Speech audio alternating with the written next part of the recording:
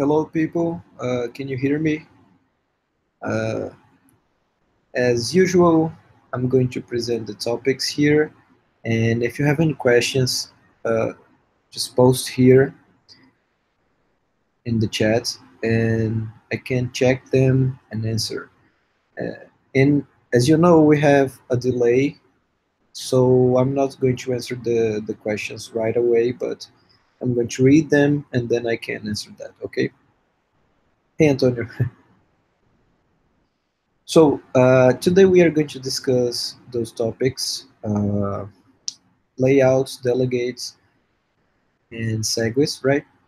So it's not going to be anything difficult, and actually it's going to be based on your questions during the week. And I have nothing fancy prepared. We are going to, to set a basic layout in Xcode and discuss why we are using those options. Antonio, we've already discussed something, so you may be familiar with some of these topics here. Okay, let's go. I'm going to share the screen with you.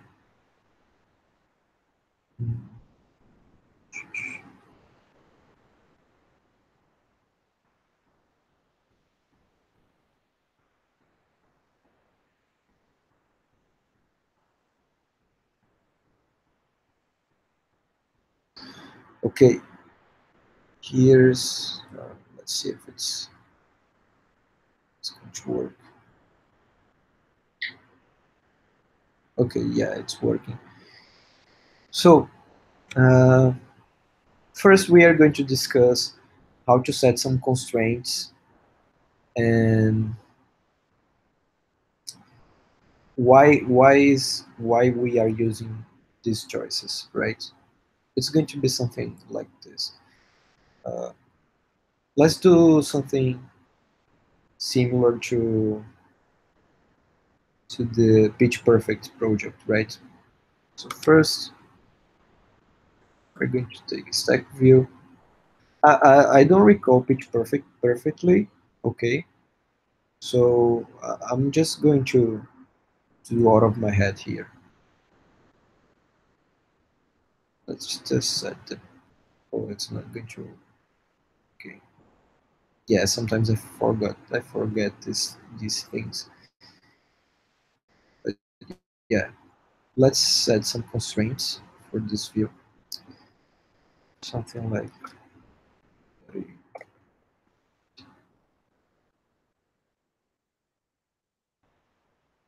200. Okay. So as you can see, this view is taking this area here, right? Let's discuss this a little bit. First, when you are going to set the constraints for a view, you have to decide, you have to set these constraints as the auto layout can't be confused where the view has to be, So in order to be correctly, you have to set every constraint so auto layout can figure where that view is going to be in the parent view, which is this one. What I mean by that, if we delete this constraint here, auto layout doesn't know if this view is going to be this size, this size, this size, or this size.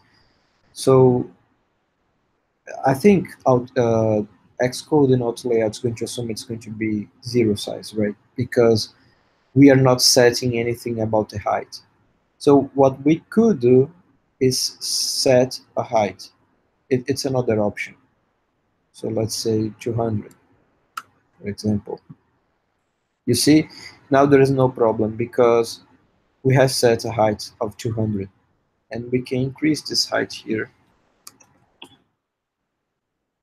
And as you can see, it works. This is not a good option, and why? Well, that's because if you're dealing with some iPhones or iPads, different screen sizes, it's actually not that good if you set this view to be like this, because then if you take, let's suppose, uh, an iPhone with a smaller screen like the 5S, oh, I have to change here, sorry. This one, for example. So as you can see, is this 200? Let's see. Oh, the height here is 500. But for other devices, oh, sorry, again. Uh, for other devices, like this one, this is fine. So a better option would be to do something like this. You just set the constraints based on the parent view, right? So that's why we are saying that this has to be like 30 points from the top of the parent view and 8 points from the right, from the leading right, and 8 points trailing from the parent view. And as I discussed with some students, a good option here would be when we have the stop button right in that application, would be to do something like this. We have this stop button, and currently there are no constraints, so auto layout doesn't know where this button is going to be. So we can do something like this. We can set this constraint here, let's say 60, for example. And when we do this, auto layout knows that this button is going to be 60 points, sorry, 60 points from the bottom of the view. But it doesn't know what it's going to be in this line here, the horizontal position, right? So what we do is that we set the horizontal position like this. We say that it's going to be horizontally in the container. So when we do this, it knows that it's going to be this height, because this is the height that this button is going to be. And you already said that it's going to be horizontal centered, right? So this is the only thing that are necessary to set this button position here.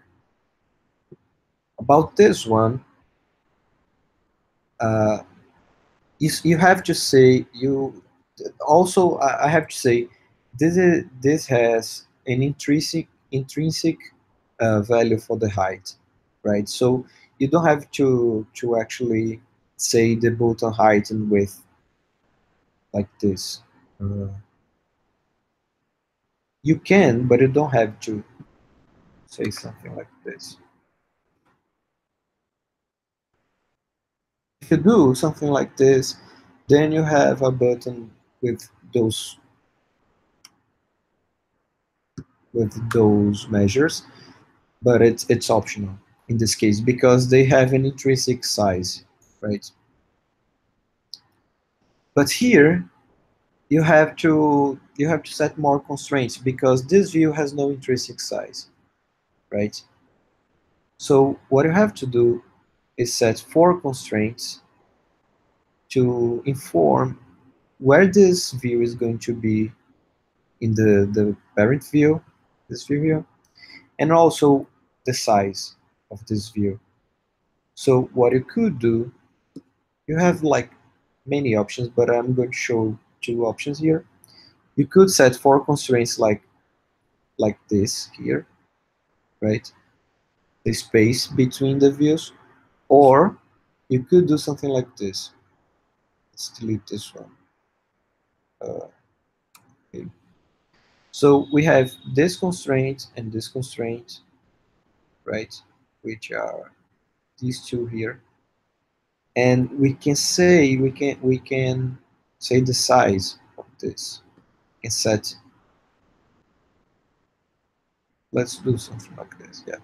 Okay, it's solved, right? But as I told you earlier, this is not a good option because they vary screen sizes, right? So let's delete those constraints.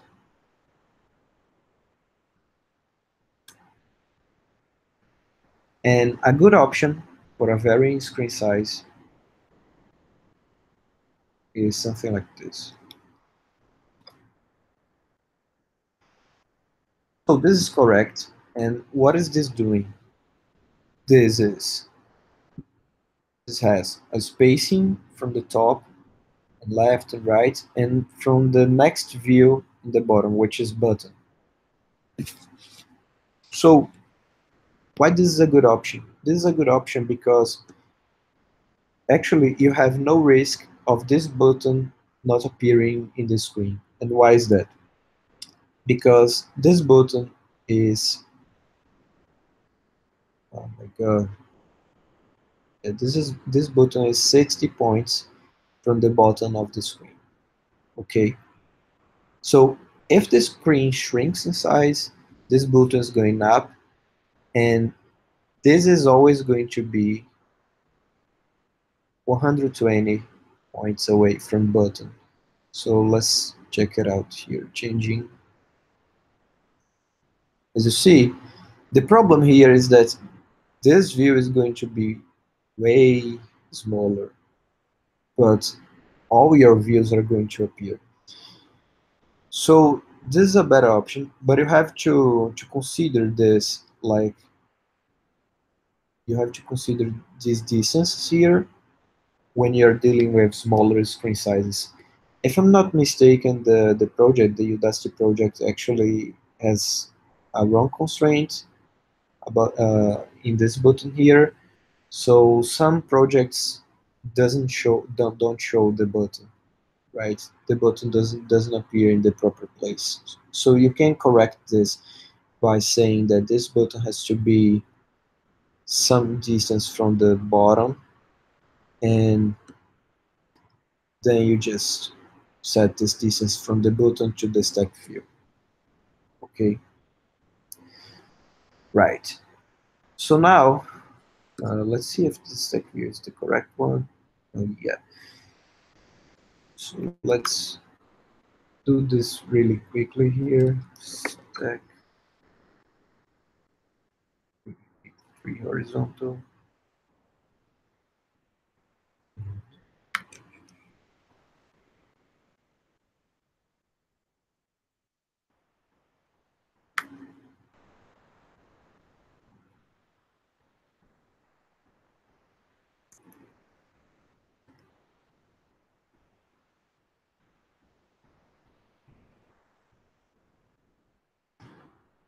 So I'm just configuring this. As you can see, this thing is all messed up because we didn't configure here, right? So let's say something like, no, feel is better.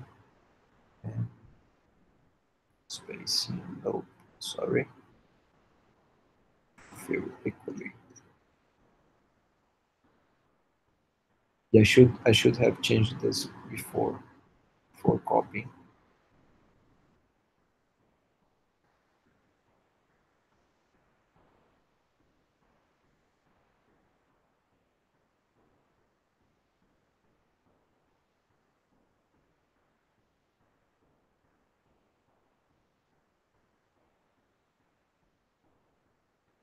Mm,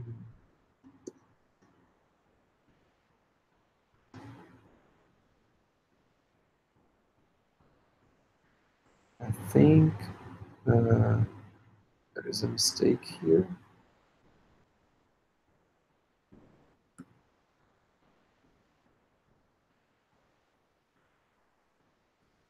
I'm trying to figure out here. Mistake, just a second. Why is this?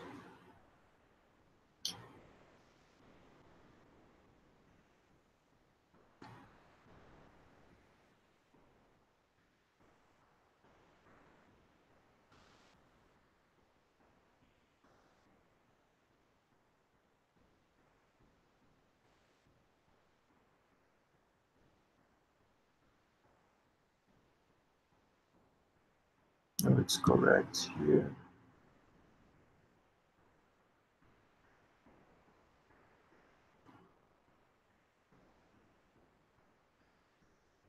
As you can see, I'm also confused here.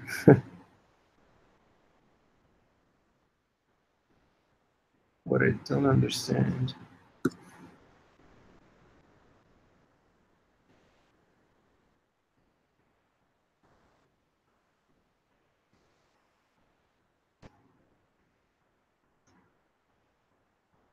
Let's see what is going to happen. I'm not sure if you're going to see the simulator here, but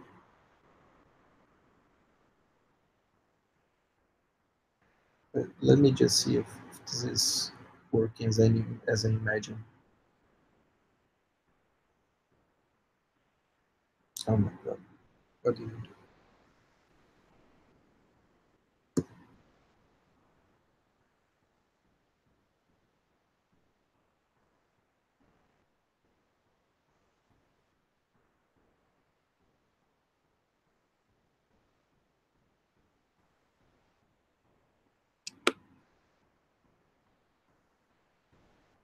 Yeah, what I'm not understanding here is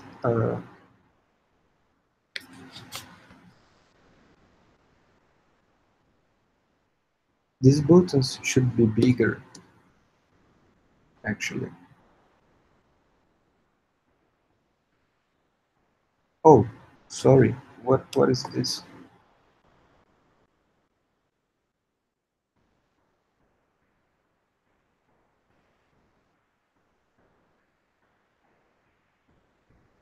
Okay, I'm going to do this again here. It's going to be better. Let's take this second here, set its constraints. Like 10.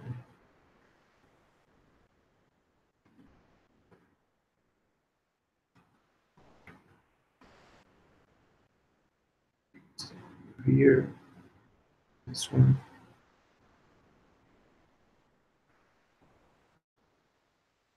This is going to be filled equally, and this one too.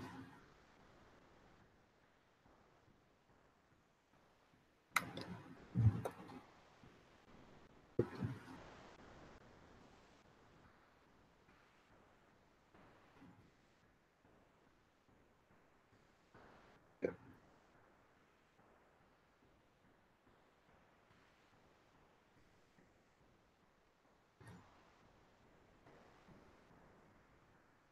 Okay. Yeah. Uh, I think I set some constraints not properly here. Why is that? Oh my god.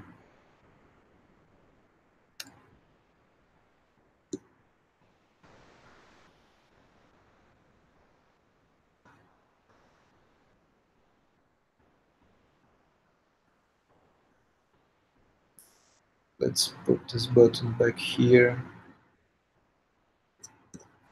See, center. Okay.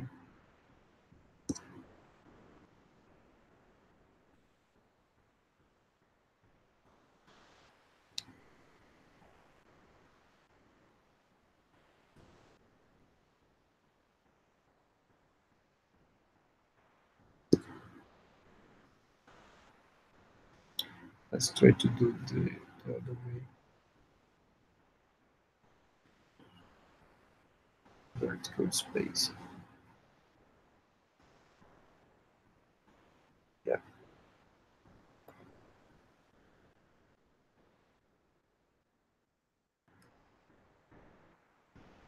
Okay. I know.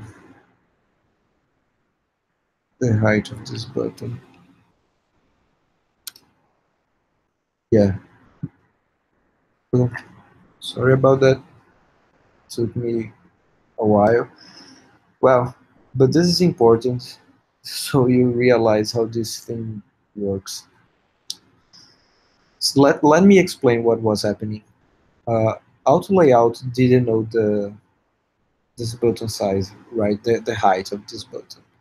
So since it didn't know the height of this button and or the height of the stacked view, it was actually increasing this button size. So if we just delete this button, let's say it's right here. If we delete this button constraint, the height, it's going to do this because auto layout is figuring out that it actually it's maintaining the constraints that we set, but it's actually increasing the height of this button. So we have to fix this by setting the height of this button, like 20, 30, or whatever. So now it knows that the variable height is going to be from this one, from the stacked view. Wow, I figured out. Okay, so yeah, sometimes you have to struggle a little bit with this because sometimes it's not obvious what's the problem. In this case, it wasn't actually complicated, but as you can see, I had some trouble here. But yeah, this is what I have to say about layouts. And it's really important that you, in my opinion, I don't know if all the developers think like this, but in my opinion, it's important that you set the constraints, some constraints based on the parent view, right? Like the distance from the bottom and top of the parent view, because then you have a layout that is going to be okay in multiple screens, iPad, iPhone, of different screen sizes. Okay, so that's it for layouts. And now we are going to talk about segues. The way I usually do, it's it's going to depend. You have you usually Udacity explained three ways of doing segues, right? Okay, so the most basic one is when you just control drag, say something like this. Sure. Uh, I think the simulator is not working right for you. Let me see. Yeah. Um, Let me see if I can share more than one screen here.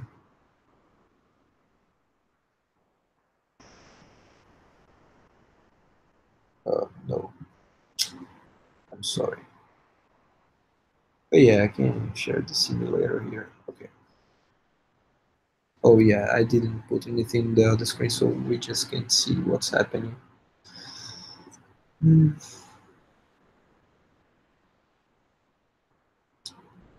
Okay, let me just add some stuff. A label.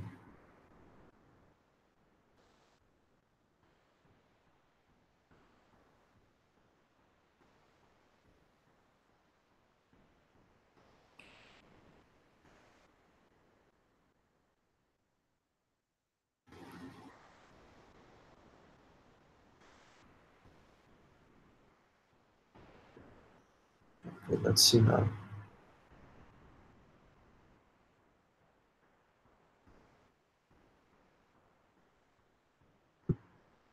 Yeah. So the way it's presenting, it's showing. So it's a model, model presentation, and yeah, that's basically the most. This is the most basic way of. Let me just change again. Screen share here. This is the most basic way of segment, right? But usually this is not good enough, especially when you have to set a variable in the other view controller. So I'm going to be faster. I'm going to use the Udacity project, Rochambeau here, and then I can explain. If some of you didn't get that yet, don't worry. I'm going to show the solution, so you can stop if you want. It's an exercise. Okay, just a second.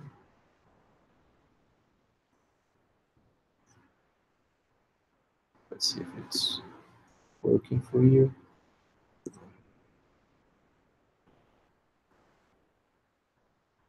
Oh my god, this screen share thing is so complicated. Okay.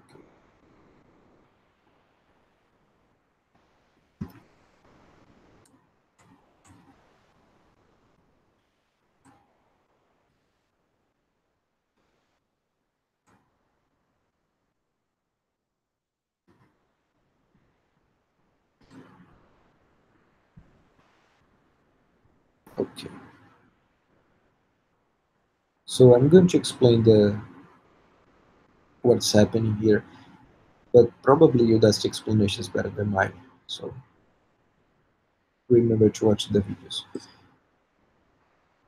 Okay, here we have, let me show you.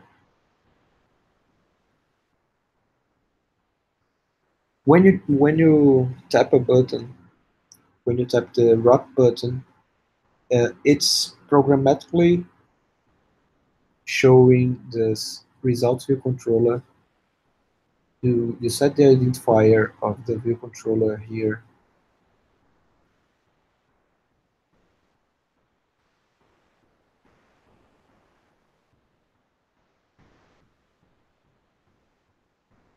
Oh, it's the results one, sorry. Yeah. So here's the storyboard ID. You set the results view controller here. And when you do something like this, you are instantiating a view controller from the storyboard as a results view controller, and you're setting the view controller user choice, which is defined here, user choice.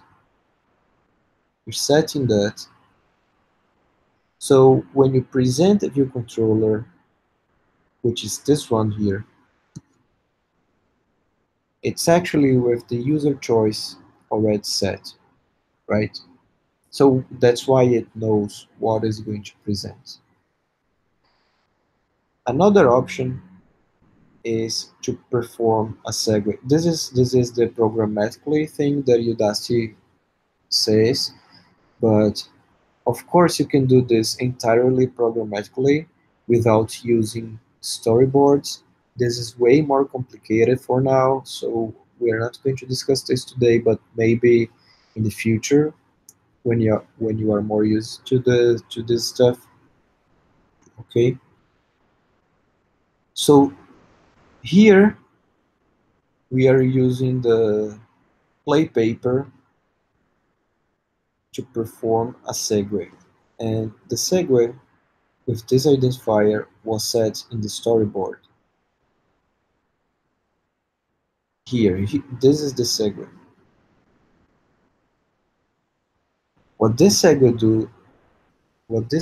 does is transition from this storyboard, from this view controller to this one.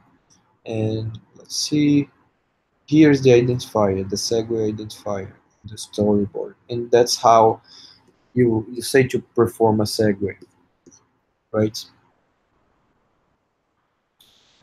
So here you have to implement the function prepare for segue. And what this means is that when the segue is going to be performed, right, this function is going to be called. And here is checking the segue identifier, that one that I showed you. And if the segue identifier is play, then it's going to do this. The segue destinations result view controller, this. Why is doing this? Because we need to set this variable to display the results. If this is wrong, like let's say stop, it doesn't make sense, okay, but yeah. Oh, you're not going to see because the screen sharing. Yeah, sorry. Okay, but let me show you what happens. And also talk a little more about options again, because this is going to show you an important thing about options. I think it's this one. Uh, is it? Yeah, Webinar04. I'm sorry, guys. Sorry.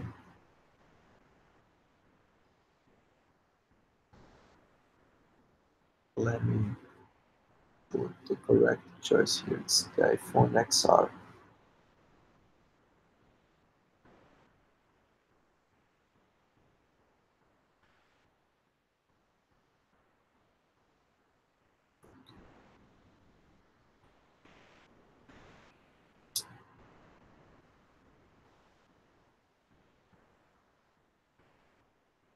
So,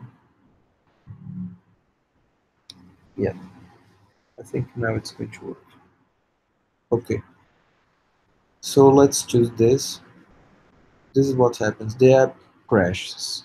And why it's doing this? Well, it's crashing because the user choice wasn't set. And when you try to access the user choice, oh, yeah, I have to show you the error. Sorry again. I wish there was an easier way to do this. Maybe there is, and I don't know. Here is the error.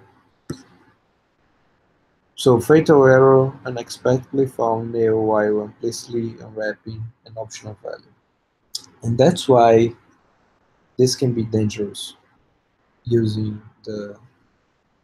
this thing, the symbol for explicitly unwrapping. Because what you're saying here is that user choice is going to be for sure a valid value. It's not going to be new actually. So every time you use it, it can be new, but every time you use it, it's going to be already unwrapped. So when you do this without any checking, you just found new. And why you found new? Because you didn't set the variable here. Since this is stop, this was never called, and this thing here didn't set the variable there. So when we correct this, it works, right? Okay, this is the other way of performing the the segueing, right? So we talked about the programmatically way, which is not entirely programmatically, but yeah, you get what I mean. And we talk about this way like a mix of both. When you set the segue and then you use prepare for segue, and there's the other way that I told you about, that you can just link the button to the view controller. Here it's actually doing something else. Like, let's see here.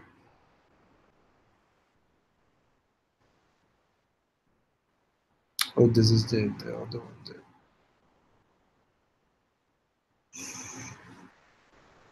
Let's see.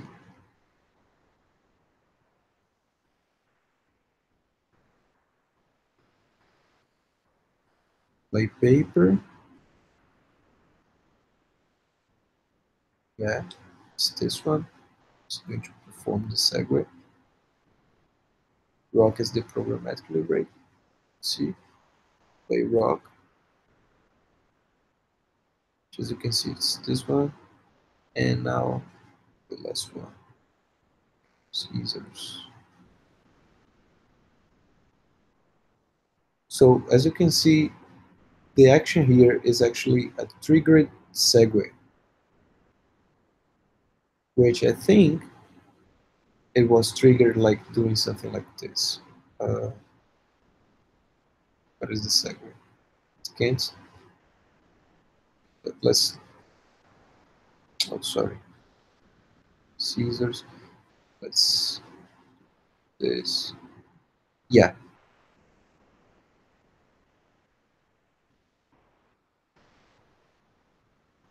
I usually don't do this. That's why I'm not very familiar. But yeah, you could just do what I did before.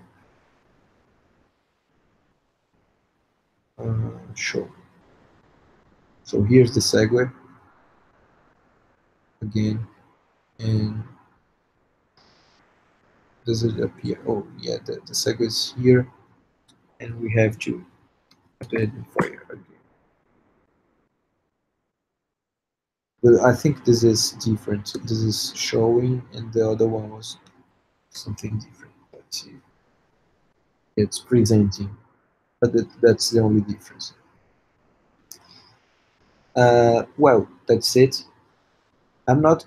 Uh, these are really useful and probably the most common ways. And when you're dealing with bigger projects, like using another architecture that is not MVC, like Viper, there is this architecture uh, called Viper, which is way more advanced. So we are not going to discuss this now. We are not going to use storyboard that much, but if you use storyboard, you're going to use only this method basically, right? So there are not going to be things like segueing or preparing for segueing because it can make programming way more difficult, you know, depending on the kind of architecture that you're using, the kind of app you're developing, you know. Usually I choose I choose this method here.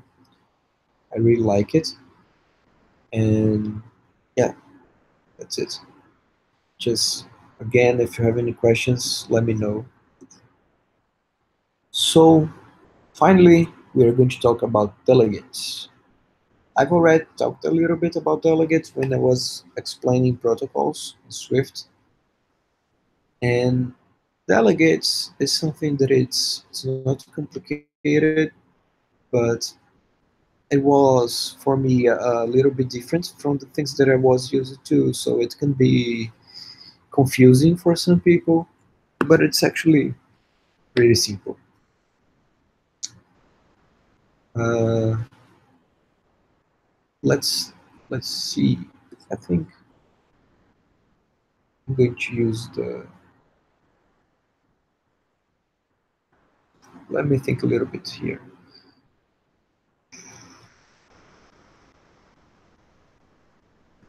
I'm thinking about using the pitch perfect delegate again because it's something that you are familiar with, and it's easier than setting all the delegates like table view controllers that you didn't see yet. But I think you are going to see them pretty soon. Let me find the project here just a second.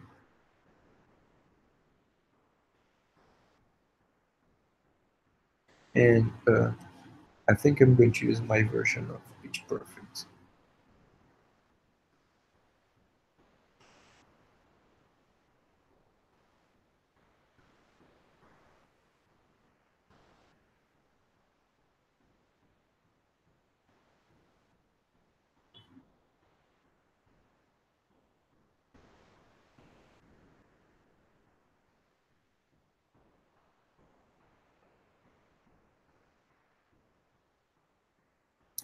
I also have some other projects here that use delegates because delegates are so common in iOS programming,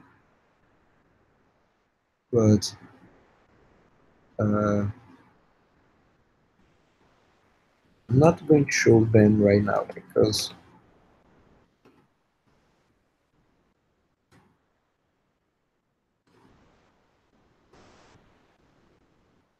it can be confusing at first.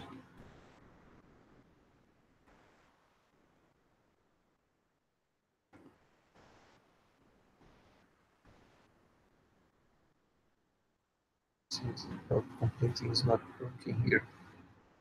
But okay, I'm going to explain using this function.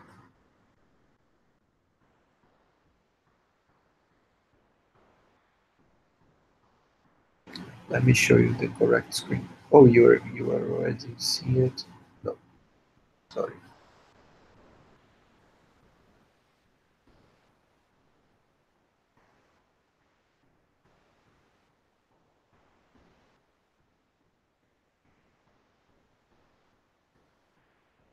Okay, this is my version, my current version, pitch perfect. And so I usually put delegates using an extension. Why? Because I think the code gets clearer this way. So I can do something like this. Like, this is my class, right? And then I use the other stuff. I put the other stuff in extensions so they can be organized logically. For example, here's the life cycle. The view disappear, the view will appear, the view will load. And here I have an action, and this action uh, was actually put programmatically. So that's why I'm using this tag here. So you don't have to know about this right now, right? So let's just talk about the delegate pattern, and then we can, in the future, we can discuss how to do some of this stuff here. Okay. Uh, Here is a function that the AV audio recorder delegate calls. And what this means is that if you set the delegate, and it was set here, right? The audio recorder has a delegate, and you have to set the delegate. And if you set the delegate, it means that this class here, which is actually this one, self, because it's this one, right? The recorder view controller. This class is going to handle the methods that the delegate of this object is going to call. So what I mean by that is that audio recorder is going to perform some operations, right? And after these events, it's going to send messages using the delegate. So when it finishes recording, it's going to call this function here. And since we are listening since we passed the reference of this class to the audio recorder, it's sending the message to this function here. So the audio recorder is actually telling us which recorder is sending the message and if the recording finished successfully. So that's what's happening. The audio recorder is actually calling this function and telling us this information. And also, of course, that the record did finish. It did finish. So now that we know, we can do that. And what I mean, we can do that. We can transition. And here is how I did, right? Using the programmatically thing, the programmatically segue, right? So I just took the player VC, the player view controller, instantiated. That is an identifier player view controller, and I print this message if there is a problem with instantiating this view controller, and then record the audio and I take the audio from my persistence manager. We are going to discuss later in the course, and then I show the player view controller. So that's basically it. Oh, and of course I check the flag, right? So I have to check if the recording was successful, because if it's not, I'm going to present a message to the user. So that's it about delegates. I mean, delegates are so much more, but I don't want to confuse you right now. You are going to use delegates a lot when you're dealing with tables and table views, and I think the next application that you're going to develop, you're going to see this. Table views are so important, and you're going to use something called the UI table view delegate, which is really important. But I prefer that first you learn from Udacity and you face the problems, and then you ask me, because I'm not. It's better for me to introduce it, not introduce, right? To show you some things after you've seen it in a situation, because if you haven't seen, it's going to be hard to understand how it works, right? That's why I'm showing you this version here. I have some other delegates in more complex projects that I use ARKit, but I think it's not going to be really useful. So after you see the UI table views, ask me for delegates again, because they are going to be really important in this context. Especially table views use delegates to inform uh, when the user, for example, uh, if you're scrolling if you're scrolling your uh, oh my god, I forgot the name,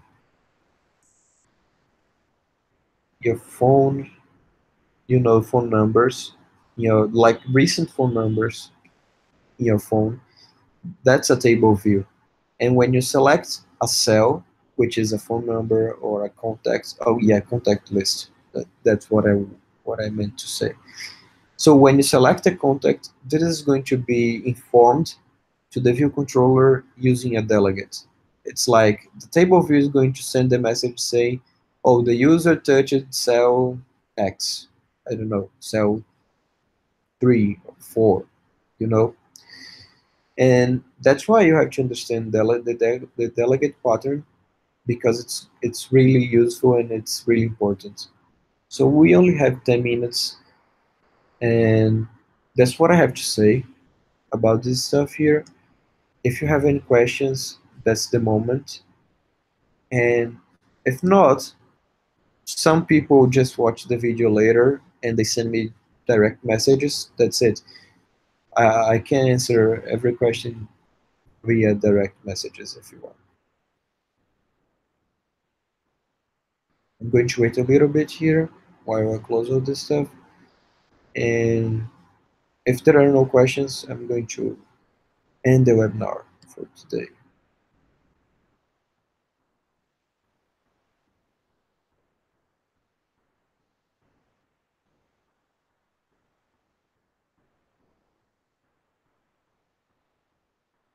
Okay, it seems there are no questions. So that's it, guys. If you have any question in the future, just send my direct message, and that's it. Most of the concepts you already saw in classes, but sometimes it takes a little bit of time to get used to them, and that's it. Have a good night, you too. Okay, Antonio, I'll wait for them. See you guys.